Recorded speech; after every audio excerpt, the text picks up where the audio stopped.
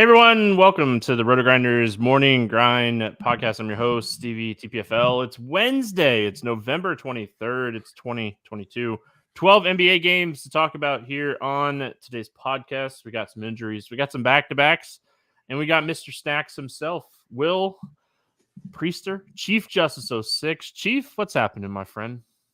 Nothing much, my brother. Glad to have you back. I know you've already had a couple shows and pods since you've returned, but my one of my good friends in the industry, so glad to have you back yet again.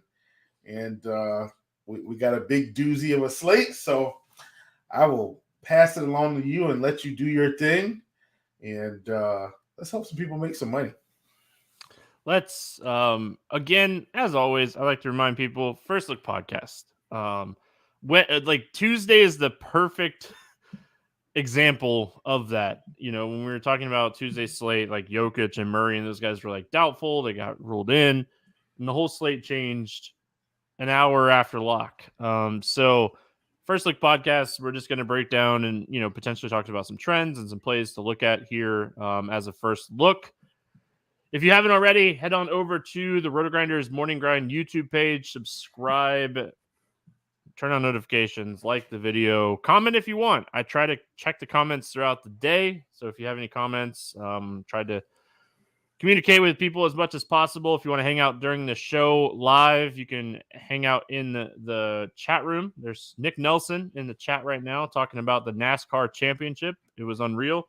It was something. It was it was something. I have so many thoughts about that, but we're not going to get into it because we have 12 games. If you haven't checked out Sleeper Fantasy, head on over there, check them out. Sleeper Fantasy is crushing it in the fantasy prop game. Love what they're doing over there. Use promo code Grinders. That way you get in the RotoGrinders squad and you get a deposit bonus up to $100. So take advantage of that. Like I said, join the RotoGrinders squad chat. Even if you are already signed up, you can go to the podcast description and it's RotoGrinders. I think it's Sleeper just /Grinders, and then you can join the squad that way as well. So 12 games, a lot to talk about, a lot to break down. We're going to jump right in. We're not going to mess around today. We get started here with Philadelphia at Charlotte. Philly's on a back-to-back. Do have a total, 214.5 total here. Charlotte, 3.5-point favorite. Ball and Martin out for Charlotte. We'll have to see if any news comes out of Philly as far as who's going to be in, who's going to be out. We know that Embiid is already ruled out for this game, not going to play. So there you go. Don't expect Harden to play in this game as well. And Tybal got banged up in the game on Tuesday night. So we'll see if he is back or not. It was, I think, like an ankle, if I remember reading it correctly. So let's start here with Philly. No Embiid, potentially no Harden, potentially no Maxey, potentially no Tybal. What are we looking at here for Philadelphia? I guess it's going to be the same usual suspects, and they get what should be a pretty soft matchup here on paper, even though they're on the back-to-back. Melton should be okay. Milton at 5,500 is looking like a standout if all of these other guys are going to continue to be out. And then Tobias Harris at 7,800. Didn't quite get it done on the previous slate like I think we would have anticipated. Believe it or not, he just had a rough first half. Second half, he came out and just, kind of obliterated, or what he should have done the first half. If he would have had a first half like the second half, he would have been, pretty much cruising to 45 to 50 points. So, Harris against Charlotte, not something I'm going to shy away from at all. Paul Reed actually had a fairly good game as well, at least on the boards. Let me say at least on the boards. I think he had at least 10, if I'm not mistaken. And so, for 3,700, big slate, don't get me wrong, but I definitely think he's someone you can look at. Harrell had an okay game. He's 4,400. So there will be some pieces here if Harden and the rest of the game sit, which I'm assuming they will. And we already know Embiid was already scheduled to be out 2 games, and Maxey's not going to play. So I like these guys here. Ball is already out, like we've already discussed. So this should be an up and down pace game in Charlotte, and hopefully, we come out with a loss here and stay in the Victor Wembanyama sweepstakes. Just kidding. Kidding, not kidding. Not kidding. Yeah, kidding, not kidding. I think for Philly, guys that, I like Shake Milton again. Harrell started and what did he end up at, like 15 minutes or something? Had like a really good first quarter and then was like gone again. Yeah, just disappeared. I think a lot of that had to do with like Paul Reed just having a game. He did. He had a game. So, I mean, I wouldn't even be shocked to see Reed start instead of Harrell. Like, them reward him with the like amazing performance that he had on Tuesday night. Yeah. Reed's 3,700 center only 12 game slate. If he starts, I'm interested. If he comes off the bench again, I just don't know if we can expect another 7 for 9 shooting night, 19 and 10 type of game, especially as center only like eligibility. So he's kind of a question mark. Korkmaz just came back, played 20 minutes. I don't know if they let him like play a lot here. So maybe I'm looking at like a Nang who we talked about on the podcast yesterday. He only played 17 minutes, so potentially could get some minutes, but shorthanded team here, especially if Thibault sits. So definitely going to be looking at this Philly rotation and starting lineup. On the Charlotte side, I mean, Terry Rozier is 8K. He has some ceiling, but he really just hasn't shown huge ceiling here. Oubre's price is kind of caught up here at 6,800. He'd probably be my favorite of the group. But Dennis Smith Jr. at 5,500 is the guy I think I'm the most interested in here in Charlotte. 25 minutes in his return. I think we see him get closer to that like 32 to 35 minute role here. It was an ankle. It's been a few days now. I mean, I didn't hear any setbacks. I think Dennis Smith Jr. at 5,500 is super interesting here. Yeah, I don't hate that at all. And then don't look now. Gordon Hayward and I'm mentioning him because he just got back. He's 2 games in. Stevie, I thought he might have had a little bit of ramp up, 42 and 37 minutes at 6,300. I think I'm going to have some interest in Hayward as well. I was shocked he came out and played that many minutes just coming back. Gosh, they need to trade this guy. It's nothing against Gordon Hayward. Man, they just get him somewhere where he can play with a contender. Don't let him rot away here in Charlotte with the young guys, which, maybe he pulls a Harrison Barnes and just hangs around until the team gets good. And that could be the case. But I did want to mention him as well. Quietly, Mason Plumlee's been playing fairly well most games.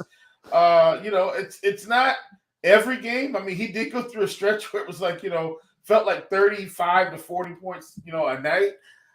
I think against a softer Philly lineup, I don't hate him at 5,700, but that's about the end of the road with the Hornets. Be interesting to see what Gordon Hayward's props come in at points wise.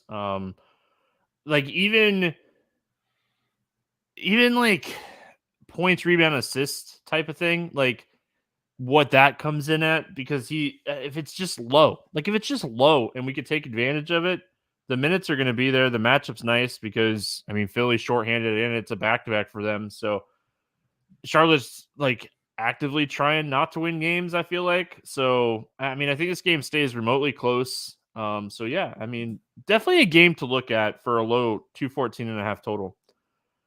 Moving on, we got Portland at Cleveland, 217.5 total here. Cleveland 8.5 point favorite. Portland side, Johnson, Lillard, and Payton out.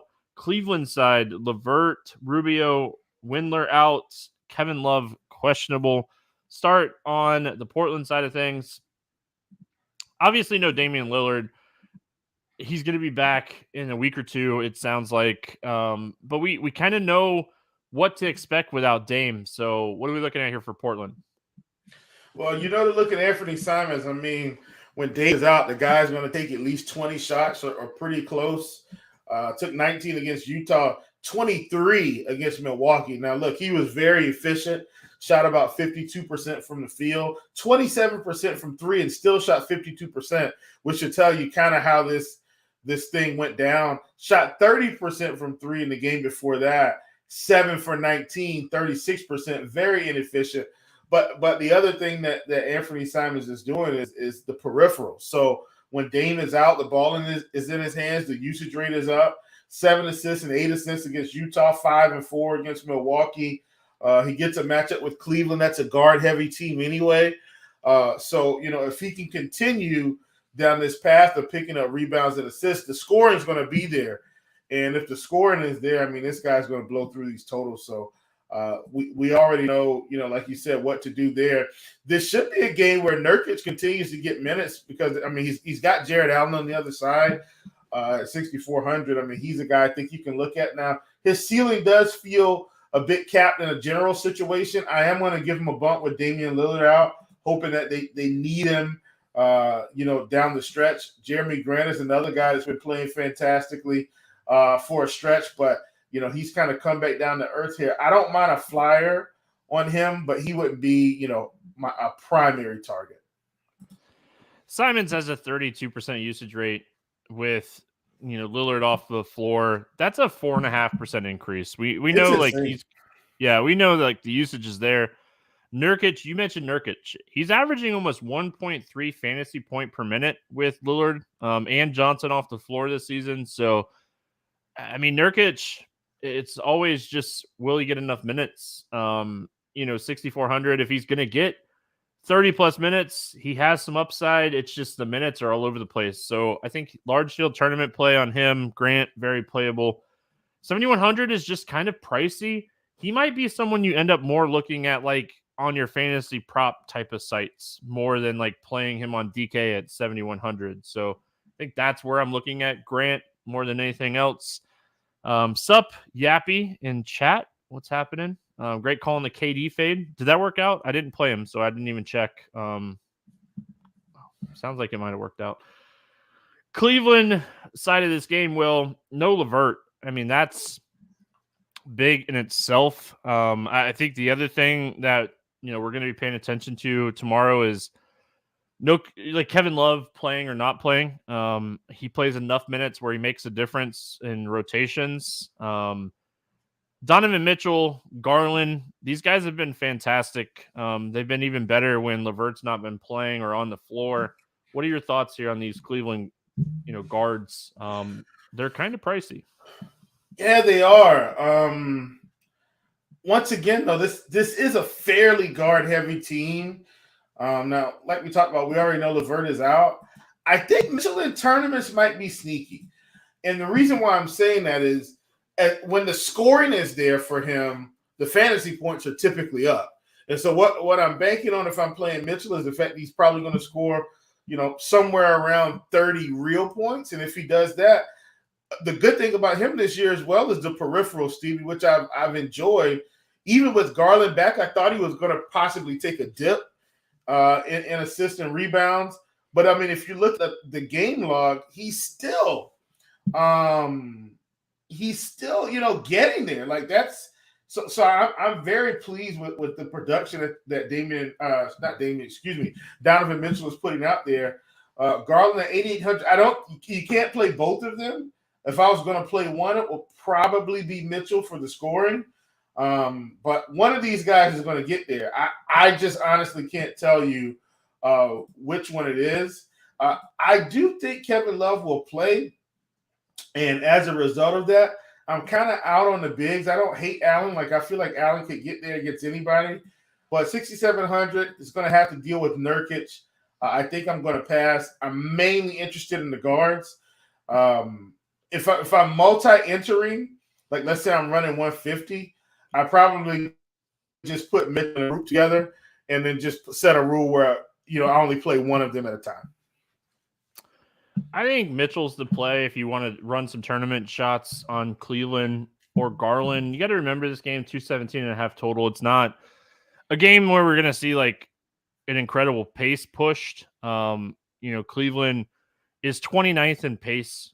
This game's in Cleveland. No Lillard. Portland plays slow as well. I think they're 25th or 26th in pace. So, a slow game.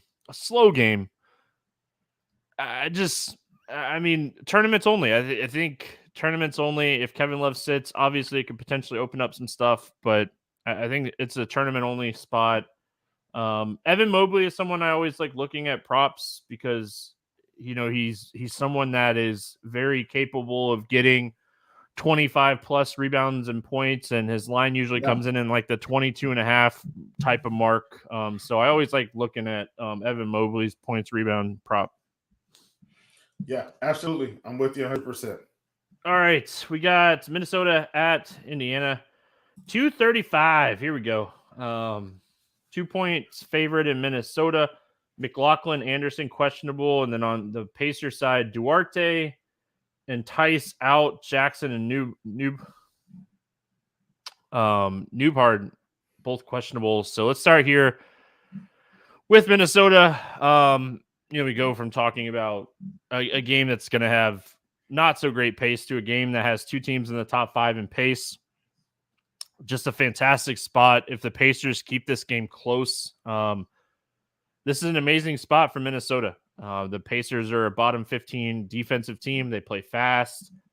It's just really kind of figuring out, do you want to take shots on Towns? Is this the spot? Are we taking shots on Edwards? This is a team that's really struggled, guarding the 3-point line. This is a guy with double-digit 3-point attempts in 3 straight games. Like, I think Edwards at 8K. Edwards props. This is the guy that I think I'm looking at in Minnesota in a fast-paced game. Him and maybe even D'Angelo Russell at 6K. Yeah, man. I'm so glad you mentioned D'Lo because, like, this is starting to get to that salary range where it's like, come on, man. Like, this is a matchup with Indiana. He's not playing some top-tier defense tomorrow. So I really like D'Lo here. I think this is a spot he could get off. Now, look, you're looking at Miami game. He's 1 for 5. Like, I think he takes a lot more than 5 shots. Like, he's been kind of hovering around 12 shots a game. Let's call it 10 to 12. I think he ends up more in the 12 range in this spot against Indiana in the game where they're going to push the pace. Indiana, one of the highest paced teams in the league. You talked about Edwards at 8K. Like, this should be another good spot for him. And I really do like Karl Anthony Towns here. 9K, I think that's a fair price. But, all in all, his production should be there in this spot. He should be able to dominate in terms of scoring, assisting, rebounding. He's another one that's been getting it done in both departments for the peripherals. But the thing you're banking on is if he scores 25 points, Stevie, typically the fantasy points are going to come along. Like, if you look at his game log, he starts hitting mid-20s. He starts hitting 50-ish fantasy points. And so Karl Anthony Towns is one of my favorite plays on the day for sure.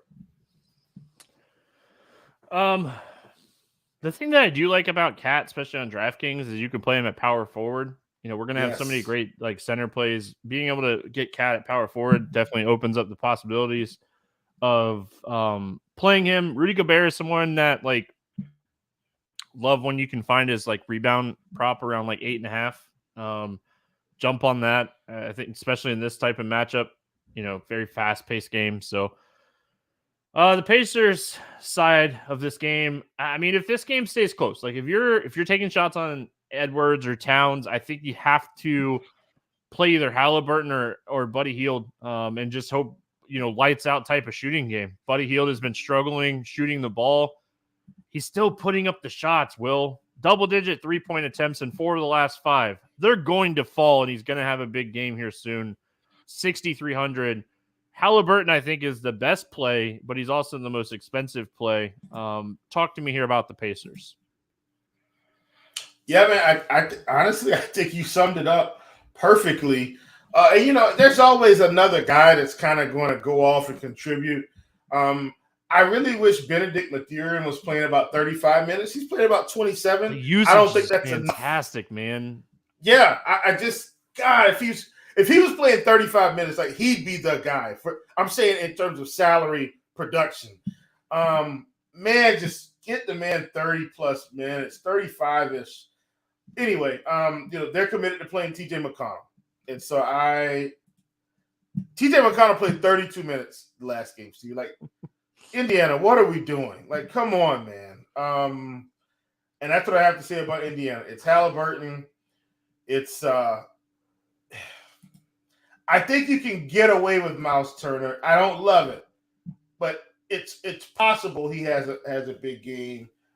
And I still think I play Benedict McTurin just in large field tournament stuff. Like at 5,700, I still think I take some shots.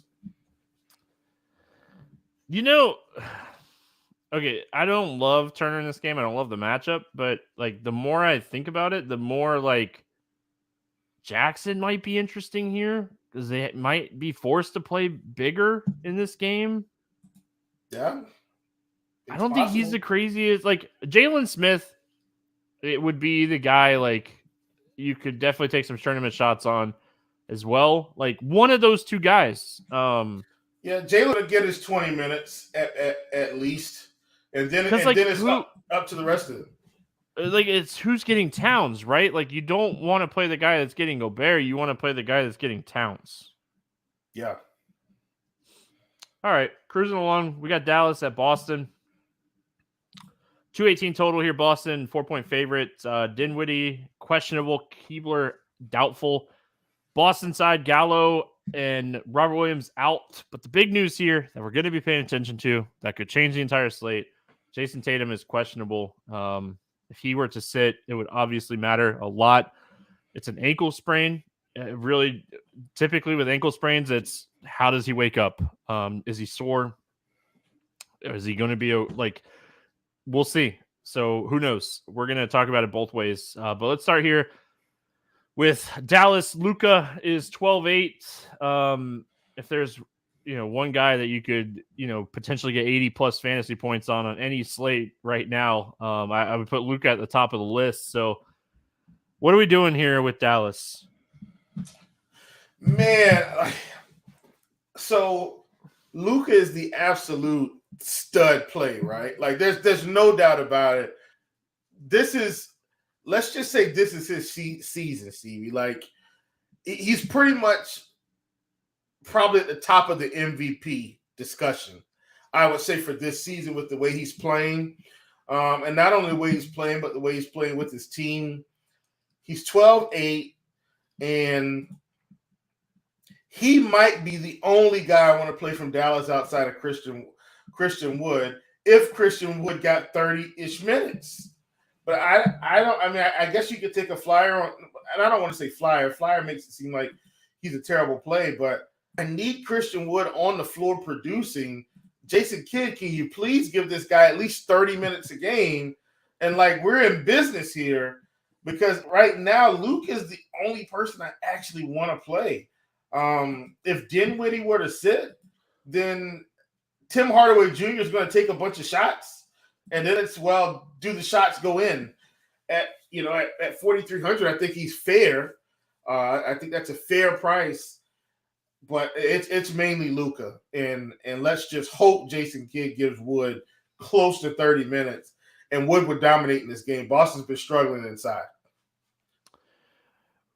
Does Wood get a bump with Keebler potentially not playing? Like he's doubtful. I feel like he should, but man, I mean, it's not like Keebler's know. playing a ton of minutes, but he's playing anywhere from 20 to 30 minutes. So yeah, that's enough. I feel like for Wood to potentially get 25 plus. Like we're not being greedy. Just get him 25 plus. I would say if they told me today Wood was going to get 28 minutes, I'd be in. I'd be in at 28 minutes. My other question for you though is, I mean Hardaway, sure. If Dinwiddie doesn't play, Hardaway, sure. The other question would be, do we take some shots on Finney Smith at 3,800 too? At 3,800, I think you have 35 minutes, small forward eligible.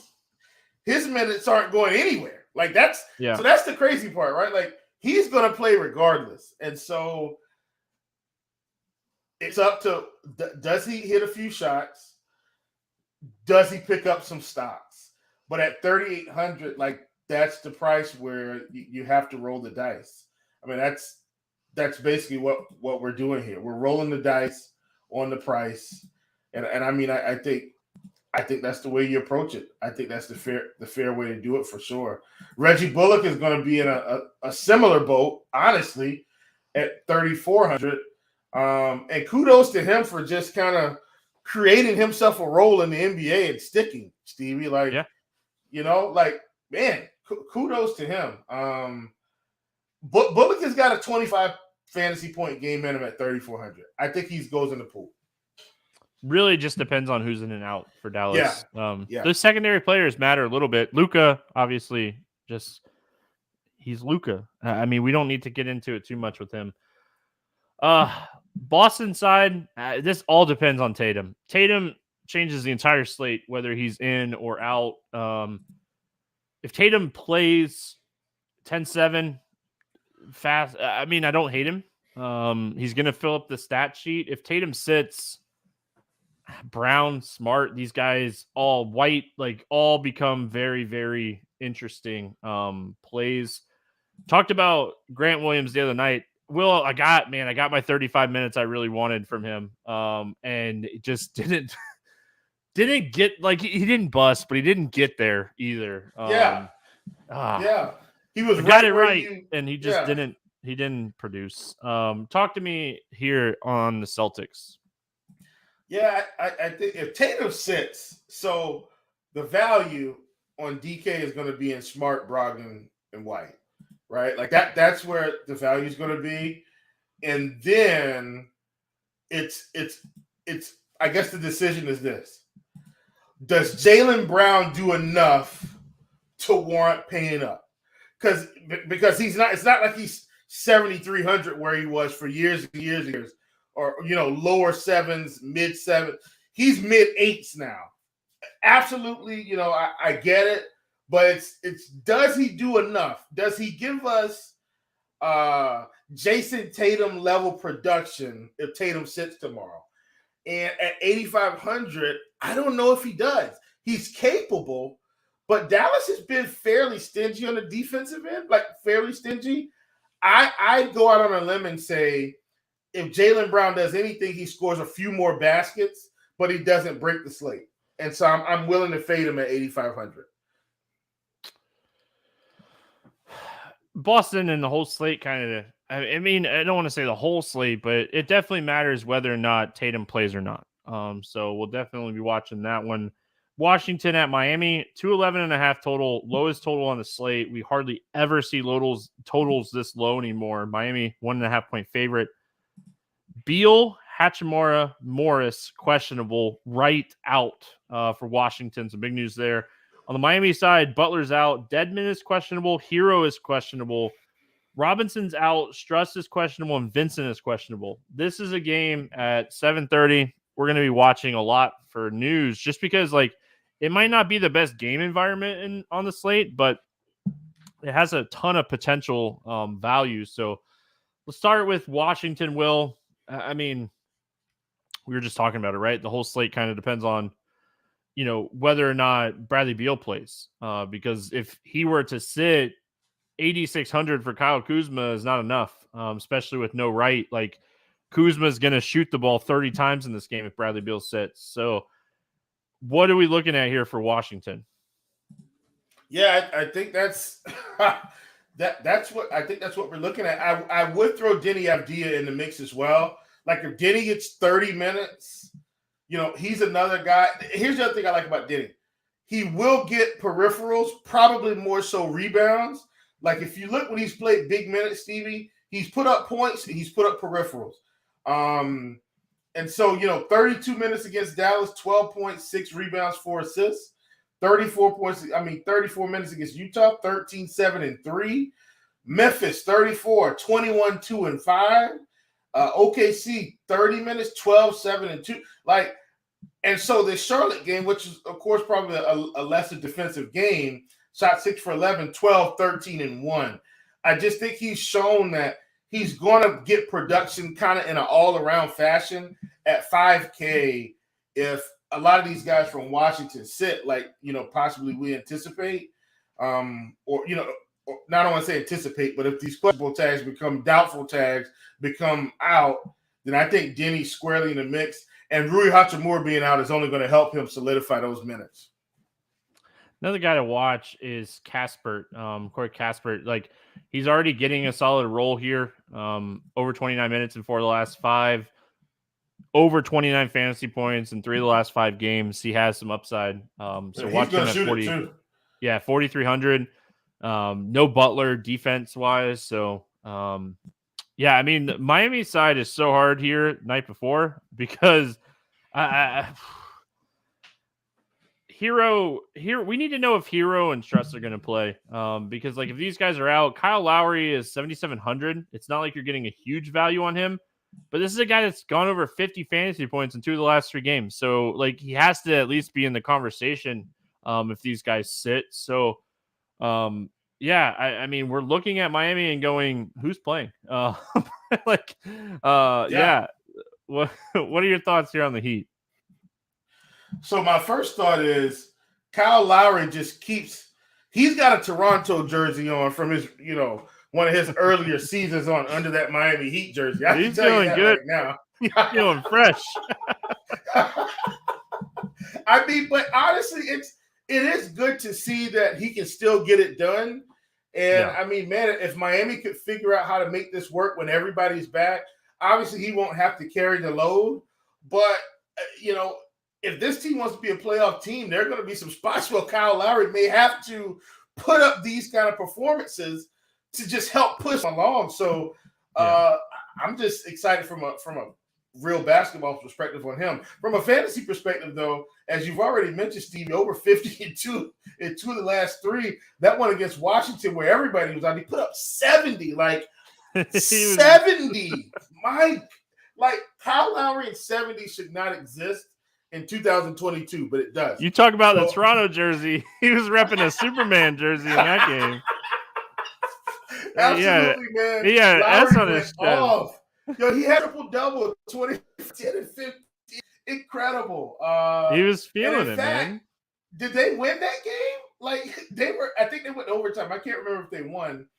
But so at 7,700, if people shy away, like, I'm in. Like, I'm all the way in.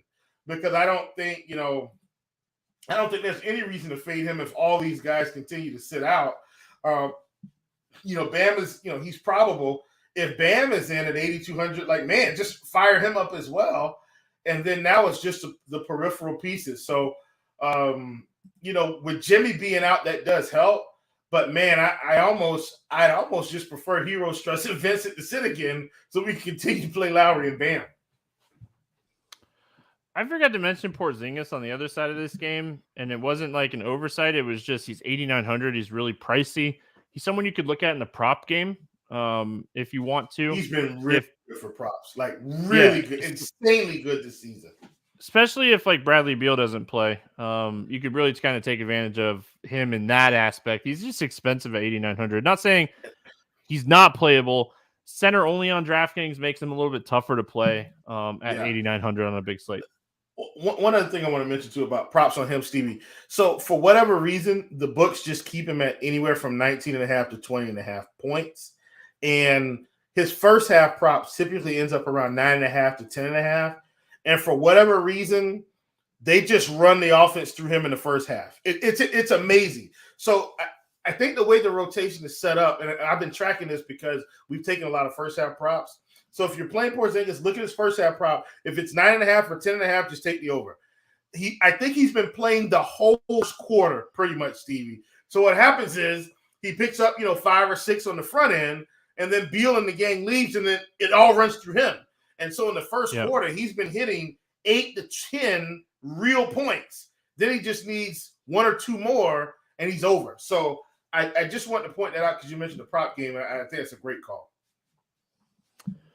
Toronto side of this game, or no, not Toronto. What am I thinking? We're going to that game. Yeah, we're going to that game. Brooklyn at Toronto, 222 total here. Toronto 2-point favorite. Precious out. Porter out. Siakam out. And I can't read my own handwriting. I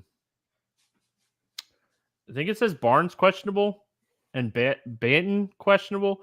I can't read my own writing. That is called scribbling at its finest. But Brooklyn on the second end of a back-to-back. We will see whether or not they rest anybody or not. I think like everyone probably plays. I don't know. Like, I know Kyrie just got, back. But yeah, I don't know. We'll have to see. Brooklyn side of this game, if everyone plays, I honestly don't have a ton of interest. I said this yesterday with Kevin Durant. With Kyrie being back, I thought he was a little overpriced. He's 11-2 again. I'm just not paying 11-2 for KD on a 12-game slate with Kyrie playing. Now, if Ben Simmons and Kyrie were to sit, or one of them, obviously that changes things. What are your thoughts on Brooklyn? My thoughts are we probably need to be playing Ben Simmons at 6,100. If he plays, I think what we're starting to see from Ben Simmons, not just the scoring. That's not what I'm as excited about. I am excited about that to the peripheral, Stevie, like the steals, the blocks, the assists. I was like, that's what we want to see from him. And so as he continues to get himself worked back into shape here from those multiple seasons off, I think we're starting to see the upside from a fantasy perspective, which is why he's always been priced at that 8K level, like 8K plus level when he's been extremely healthy and productive. And we're getting that at a 6K price tag. Now, do they limit him tomorrow? Maybe. But at 6,100, I think you take a shot against a Toronto team that Brooklyn should be able to beat with star power. Yeah, it's funny. I mentioned him as my Let's Get Weird GPP play yesterday. He was one of my favorite plays on the slate. I was like, oh, he might be lower owned. He's like 45% owned in most contests. There was nothing low owned about Ben Simmons at all. Hey, listen, he still put up almost 50 fantasy points, so I'm not mad about it. But it was just funny. Well, he did put up 50 on FanDuel. Yeah, it's 48 on 50.9 to be exact. Right, 50.9. We haven't seen that in 3 seasons. At least 2 years removed. Dude, going back to Philly, just no way I wasn't playing him. So yeah. I think one of my teams did not have him, but anyway, the Toronto side of this game, I mean, it really depends on Barnes, but yeah, Boucher at 6,200, no Siakam, no Precious. He should play plenty of minutes here. He probably becomes even more of a in play if Barnes doesn't play. Like the usage just goes crazy here for Van Vliet if Barnes sits. So Van Vliet has so many opportunities where he's busted this season, but I think you would have to go back to the well. Will, talk to me. What do you like here for Toronto? So Toronto is very interesting to me with Siakam out because Van Vliet is kind of the guy at 7,800. I think I'm in on Van Vliet. I don't hate Gary Trent. Like at 5,800, hopefully his minutes will be there and ramp back up. But I think Van Vliet is the guy.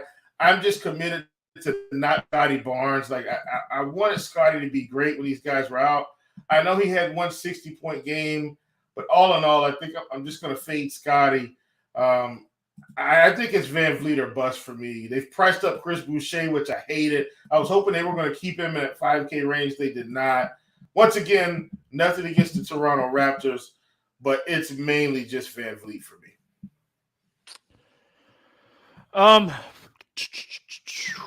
Yeah, moving on. Sacramento at Atlanta, 238.5 total in this game. Atlanta, 6.5-point favorite. The Kings, second end of a back-to-back. Atlanta, Bogdanovich is out. We'll start here with Sacramento. I mean, this game is going to be fantastic, right? Like, you look at the game in general, Sacramento is one of the worst defensive teams. It's not like Atlanta is a great defensive team. These teams both play fast, top 7 in the NBA in pace on both sides. This is a juicy game. Let's start here with Sacramento first. Like, I know it's a back-to-back. I know Sabonis and Fox are expensive, but I mean, this game seems like a game. Like, even Herter going back to Atlanta, maybe he shoots a little bit more, but he's been shooting like crazy. Yeah, I was gonna say, how much more can he really shoot? Should be the thing here. Yeah, don't bury the lead, Kevin Herter going back to Atlanta. Here's the thing about Herter too, man. That's really interesting. This team, Sacramento, says, you know what? We've got something here. started giving him the minutes, Stevie. And so you've seen his minutes stabilize. And as his minutes have stabilized, so has his production. Let me ask you something. And this is an aside. I know we got to get out of here, but would LeBron James love to have Kevin Huerter just to play with right now, to shoot some three-point shots? My God. I mean, the Lakers would be ecstatic. And Sacramento was able to grab him. He's been playing fantastic, really. I mean, and you talked about the shots, Stevie. You know, at least half of these games he's taking, 15 to 20 shots. So I think he's an okay play at 6K. Definitely had some upside tonight as well. Every time I look, he was either scoring a basket or grabbing a rebound. So he played really well. De'Aaron Fox at 9,400. I definitely think that's a good price for him for his production. They're on the back-to-back. They won that game I don't want to say pretty handed, but they were kind of in control of the game, the previous game. I'm sure they'll fly out to Atlanta because they fly out to Atlanta tonight. They'll probably get there, I'd say 2 a.m. or so, get them some rest, go through shoot around. I actually think they'll be fine. So this I like Sacramento. I think a sneaky play is Harry Barnes at 5,300, another guy whose minutes have stabilized here recently. So at 5,300, I think you can take a shot on him as well, considering the matchup. And it's going to be an up and down game. Atlanta side of this game, all year we're going to debate whether it's Trae Young or DeJounte Murray. I'm going to side Trae Young, I think, every time. If I'm going to chase the ceiling for this team, Clint Capella is someone it's just all about minutes. He's kind of priced where he should be right now, though. John Collins at 5,600 is someone that could potentially put up 30, but I don't know if that's enough on a 12-game slate at 5,600. So I think if you're looking at Atlanta, you're looking at Trae Young, and you're potentially looking at maybe like a John Collins, or going to the bench with like an AJ Griffin type of player. I don't hate that. I will say, for me, it's always going to be Trae Young, except in matchups like this where I can probably play them both. And I'm not saying I'm going to play them both together. I'm saying, playing against Sacramento should open up DeJounte to be a little bit more efficient, I think. So he's got about an $800 discount. So I like him a lot in this spot. I think he should be okay. I'm with you though. Trae Young across the board in every situation. But I do really like DeJounte here at 9K against the Kings on a back-to-back. You talked about John Collins at 5,600. His price is starting to get to that point now where you just start taking shots. And he's played, over 30 minutes in 1, 2, 3, 4, at least 5 games straight. At least 5 games straight. That's what I want to see out of John Collins. So if they're going to give us Collins at 5,600, he's going to play 33 minutes. It's not free, but it's value, I think. And so I really like him as well. All right, cruising along here. We got Denver at OKC, 229 total here. Denver 2-point favorites. Denver on a back-to-back. We did get Jokic and Murray back on Tuesday. On the OKC side, Holmgren, Muscala, and Poku out. We'll start here with Denver.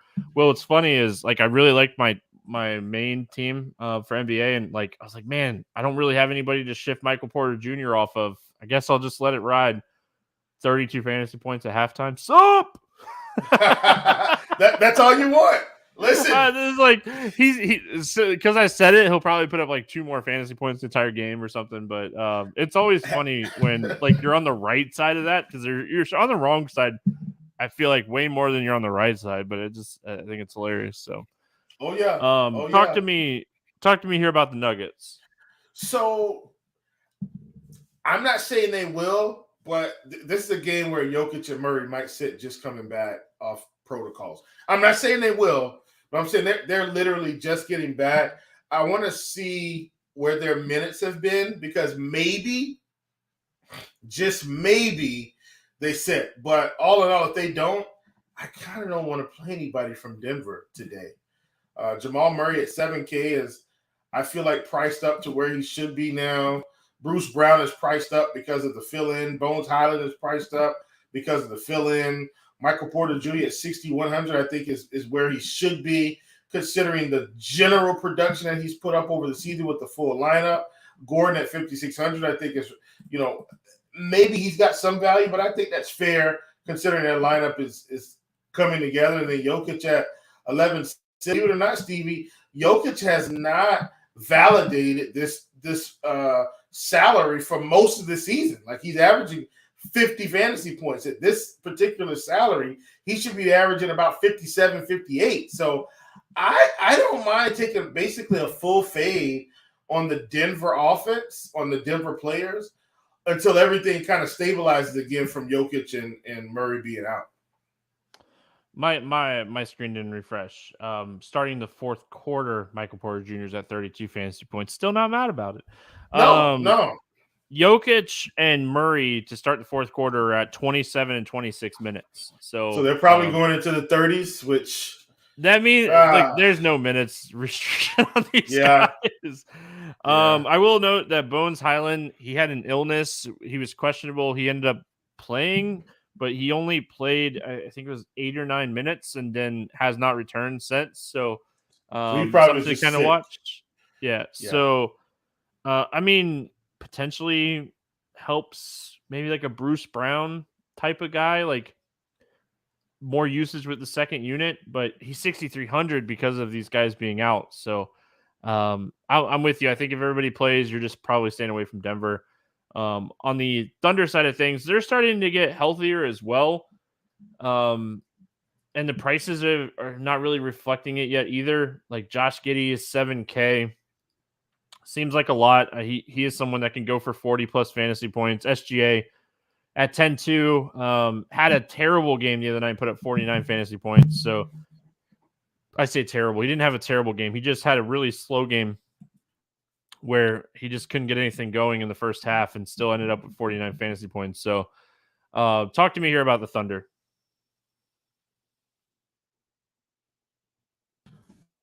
Yeah, I mean, they've been an interesting team this season. SGA has been, I mean, gosh, man, like he's playing at a high all-star level, Stevie. I mean, high all-star level. Like, I think he's averaging around 30. It's been a joy to watch at 10-2. I don't mind him against Denver. Denver hasn't been playing as great of defense, I think, as we anticipated they would. Now, maybe that all comes back together as they get more healthy, but it's just not there.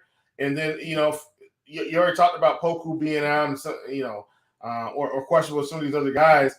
I think, for me, Lou Dort, I think, is okay, but it's mainly SGA, man. Like, he's been incredible. And so I don't mind playing him against anyone at this point. Chicago at Milwaukee. 218.5 total here. The Bucks a 7-point favorite. Ball out for Chicago. Ingles and Middleton out for Milwaukee. Start here with the Chicago side of this game. Struggling in this whole game, Will. I don't want to use it as a catch-up game, but it definitely seems like a catch-up game. Like DeRozan, Vooch, and Levine all being healthy in a tough matchup here against Milwaukee. I struggle to see really playing any of these guys. Do you have any interest in the Bulls? Negative. Yeah. No interest. I don't. Yeah, I just don't. Maybe a tournament shot on like Levine. Hope he gets like hot or something. But I mean, I don't think I'm getting there. On the Milwaukee side of things, like Giannis is 12-3. He's always in the conversation of like being able to break slates, but I don't know. I just don't expect this game to be really high scoring. And, he doesn't even need like fast paced games to like have monster games. It's just, I don't know. I think this game's going to be kind of slow, enough defense where you have, two of the top 10 defensive teams in rating in this on the season. It's just, I'm struggling to really like say, oh, I gotta have guys in this game. Well, what I will say, Stevie, is I do feel like the upside from Giannis that we've seen, over the past few seasons and even early this season is going to come back. What was surprising to me, like if you look at the last game against Portland, if you would have told me Giannis scored 37 real points, what I would have equated that to in my mind from a fantasy perspective was probably around 70 fantasy points. In a typical sense, like when he hits in the 30s, he's usually upper 30s. He's usually about to hit that 70 fantasy point mark, and it was only 58, Stevie. 7.6 assists. 7 rebounds, 6 assists, no blocks, 2 steals. 58 fantasy points. Like, that's not getting it done for us at 12-4. That's not so at 12-4. Do you think Giannis goes off for 37 real points? I don't think so. Not in this spot. So I'm willing to take the fade. I'm probably pretty much on a fade of this whole game. You mentioned Levine, like at 7,100, obviously, you can take a shot on him. But like Drew at 8,100, I still working back in the fold here. This game is just probably the most unappealing on the slate.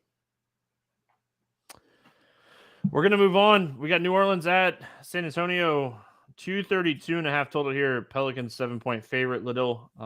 And Murphy, doubtful. Podol, questionable for San Antonio. And Richardson, doubtful. We'll start here with the Pelicans. Only 23 minutes the other night from Zion, but they were winning that game so in control of that game that it's so hard to say, he was on a minutes limit. No. He didn't need to play. They didn't need to play him. The ending result was 128-83. Like, there was no reason to push this game for a guy that's had injury history. Yeah, in blowouts, Zion's going to be the first guy off the floor most of the time. And he should be. He should be. Yeah. Good coaching.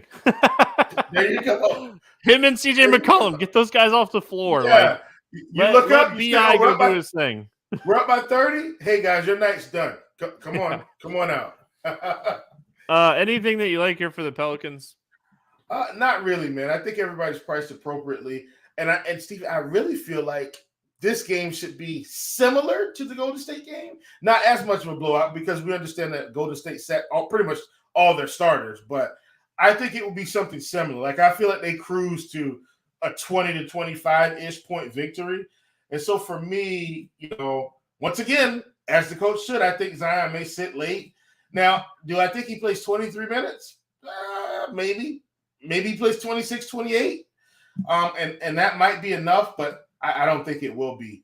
So I'm willing to take the fade here on this whole game as well. Even with the Spurs guys, I know I jumped ahead, but the Spurs guys are priced up, and I just don't see them putting a dent in any type of GPP format. Yeah, the one thing that I'll mention on the New Orleans side is San Antonio is the worst defensive team in the league. The Pelicans are one of the best defensive teams in the league. I think they're 5th or 6th in defensive rating. I don't know if this game stays close. I really don't. I hate predicting blowouts, but I need guys to get their minutes if I want them to hit their ceiling. So I don't think I end up on anything here with the Pelicans with these prices. And then on San Antonio, like you mentioned, these guys are all kind of priced up as well. If Podol sits, Charles Bassey is just, they priced him up. And Sochan, Sochan's 4,400. He's not priced up as much. So if Podol sits, it changes my thoughts on the Spurs a little bit. But Vassel's right where he should be price wise. Johnson's right where he should be at price wise. I don't see a ton of stealing in these guys. If I were going to take a shot on anybody, it'd probably be Vassell over Jones and Johnson. Yeah, for sure. I don't even want to play Vassell even at 7,200 in this spot. Yeah.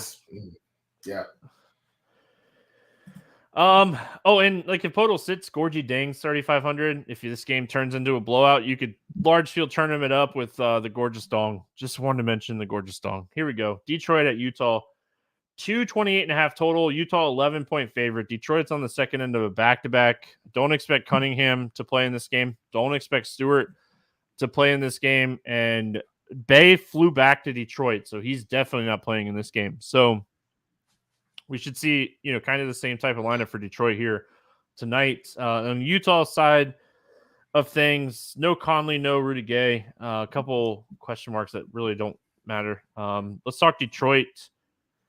What are we doing here with the Pistons? Yeah, man, I think it's going to be kind of a similar situation. You probably want to get in some Ivy. You probably also want to get in some Bogdanovich, but he's 6,500 now. So maybe you don't want to get in some Bogdanovich, even though he probably could go for 40. He's most likely going to go for 30, 21 points, 3 assists and 4 rebounds. That's probably his total. I don't hate Alec Burks with all of these guards out, but he's not a must play for me. So that's kind of where I am, but don't hate Ivy. He's a guy that usage has been through the roof as these guys have continued to sit. Bagley's been playing more minutes as well at 4,800, but nothing that gets me incredibly excited. If he was playing 30 minutes, I'd be in on Marvin Bagley for sure. He's going to be coming off of a good game too, so it could potentially bump up his ownership a little bit. I think he's like 14 points from the field as they're beating Denver. They really just kind of spread the minutes out. Outside of like Bogdanovich, like you mentioned, Hayes, he was getting solid minutes. He's had a really good assist game, but like Knox, Burks, Duran, they're using Diallo.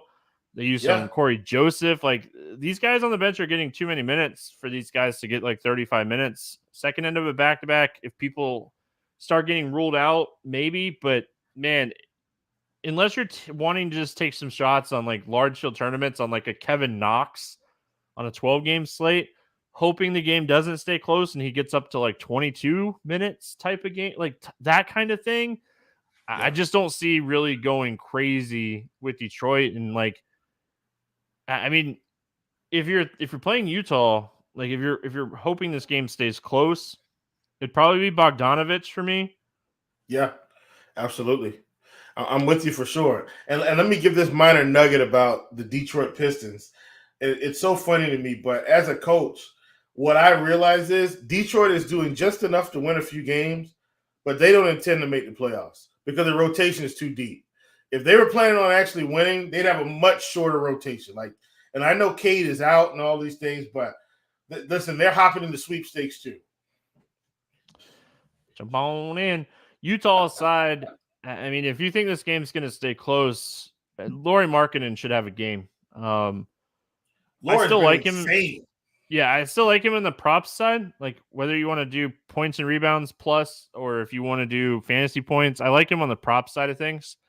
Like if you don't want to pay 8,100 for him, but small forward 8,100 is not the craziest idea because he can get 50. What are your thoughts here on Utah?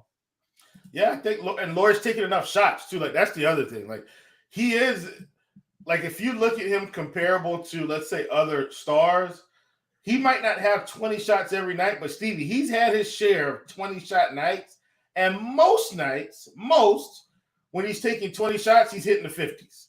Yeah. So I don't hate Lauri in this spot against a young team on a back-to-back for sure. And then the other thing too, Clarkson's playing a lot more minutes with Conley out, so he's another guy I would consider here in this spot with these other guys on a back-to-back. Conley being out is pretty much bumping him 35 to 40 minutes if it's close. All right, last game, hour break. We have a ton of 7 to 8 o'clock games, 7, 7:30, and 8. And then we got like a 9 o'clock game, and then we have a 10 o'clock game. 10 o'clock game is really interesting. We got the Clippers at Golden State, 222 total here. Golden State is 7.5-point favorite. George, Kennard, and Kawhi already ruled out for the Clippers. Iggy remains out for Golden State. No big deal. My question to you, Will, is are they willing to play John Wall 30 minutes? Because if he's going to play anything over 25 minutes and this game stays close, I'm in. I'm in. I'm in. Not even going to think twice. I'm in. Yeah, I'm with you. Reggie Jackson had a really good game the other night. I think he scored 27 points, was just sniping from 3-point range in that game. I think you play John Wall regardless. Like, he's been getting 25 minutes and putting up big numbers. Like, I think you play him regardless, no matter what. We already know Kawhi is out. We already know that Paul George is out. We already know Kennard is out. I think Powell and John Wall are like probably as close to the really good plays in this team as you can get. I do know that Markieff is going to play some minutes, but I don't think I want to play him. I think it's Wall. I think it's John Wall and Norman Powell. I don't hate Zubac, but Zubac's priced up some. Now, he can put up 40 if he does, great. But listen, man, Wall and Powell, I think, are the guys here. Yeah, I don't mind Zubac. I'm always worried when you're taking big guys against this team. It goes small, but outside of that, I mean, Powell's probably the top value on the slate. Him and Jackson are too cheap for this matchup. Like, you could potentially play two of these three guys: Wall, Jackson, and Powell. I don't know if I'd play all three. I don't hate the idea of maybe playing all three if this game stays close. But if you're going to play two or three of these guys, I think you got to look at Curry or even Klay Thompson. Thompson, 6,100. This dude's chucking right now. He's like, I'm Klay Thompson, and I'm going to put up double-digit three-pointer attempts every night. Don't care. I'm chucking. I'm getting buckets. Yeah, I mean, yeah, Klay was on fire the other night, and I think we'll see some more of that. I don't think we see it this game. Like, I don't think Klay's going off for 41, but I do think he goes off for at least 20. And so at 61, I don't hate it. I think he's an okay play. This is a game where I do feel like the Warriors should win. They're at home. They played much better at home this year than on the road anyway. Wiggins has been really good this season.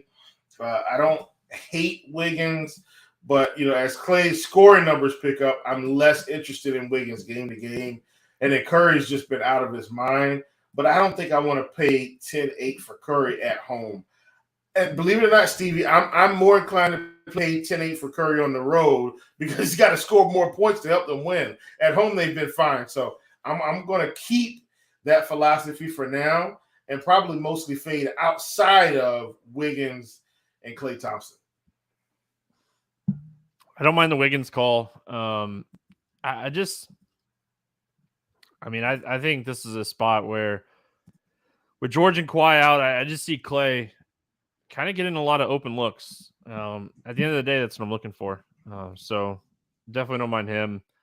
Let's play the morning grind game, and then we'll get out of here. Big slate, 12 games. We got football on the podcast for tomorrow. What week are we in football? I really don't know. Is it week 12? Week 13? Week 12. Week 12. Okay. I'm not even joking. I'm legitly.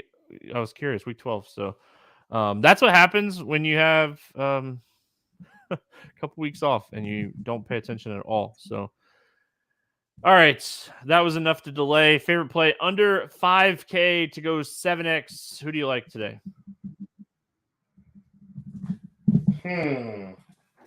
Under 5K, Stevie.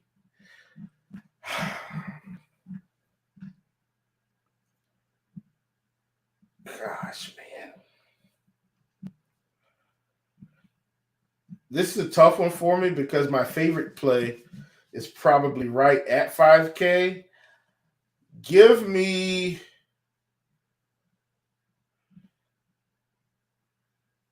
I'm going to give you a twofer.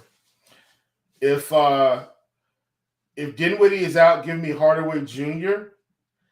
If he's in, give me Malik Monk against Atlanta. All right, I was like, don't take one of my guys. I'm gonna go Corey Kispert. I like this spot for him at 4,300. I think if Beal doesn't play, even juicier. So give me Kispert. Over 8K to go under 5X. Who's your bust today?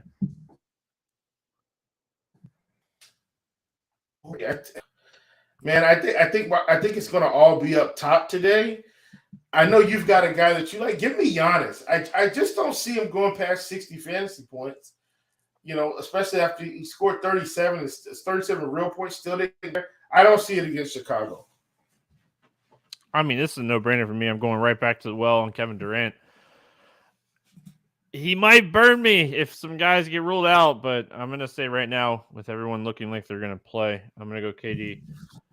A favorite 6X play, Will, who do you got today? I think I'm going to this Charlotte-Philly game, and I'm going to go with Tobias Harris against Charlotte today, as long as he plays. If not, give me Shake Milton.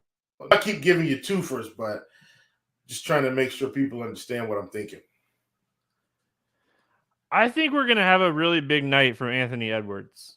6X is tough at 8K, but I'm feeling it. I'm feeling 50-plus fantasy points tonight from Anthony Edwards. He's someone I'm definitely going to be looking at prop-wise as well.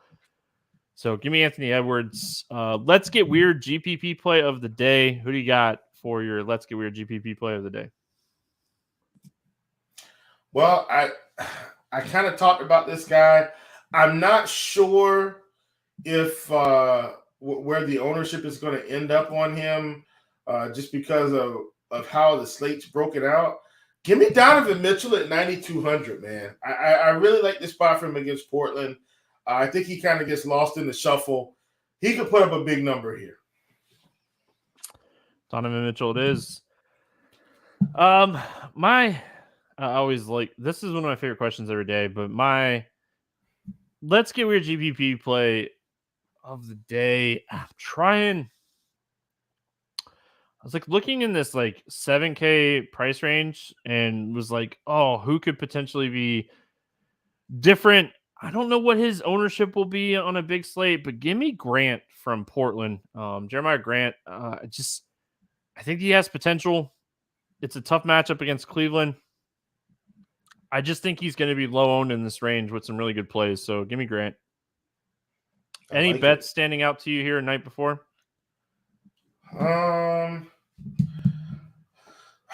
I think the layup bet is Minnesota, Indiana over the total, as long as it's not a blowout. I think the layup. Well, no, I'm not going to take that one from you. I do think a layup under bet is probably Dallas, Boston for what it's worth. All right. I mean, at first glance, the total in the Brooklyn-Toronto game seems kind of low at 222. I think I like the over in that game at first glance. Portland, Cleveland, maybe under at 217.5. Man, if you think that New Orleans, San Antonio game stays close, that is a game you could pound the over on as well. Sleeper fantasy picks of the day. I mean, they don't have a ton of stuff out yet. So it's always tough when they don't have a ton of stuff out. I will say, I do. So I'll do this. I like Simons over 24.5. And I like Anthony Edwards over 23.5 points. So there's your morning grind, 2 for 2, all in. Trying to get that 3X. Clicking it now. If you're in the RotoGrinders squad chat, you just saw it in the chat. So there you go. But that's gonna wrap it up here for Wednesday. We'll be back tomorrow, Thursday, talking NFL Week 12. As Will just informed me, we're in Week 12. Hope everyone has a fantastic Wednesday, and we'll see you guys again on Thursday.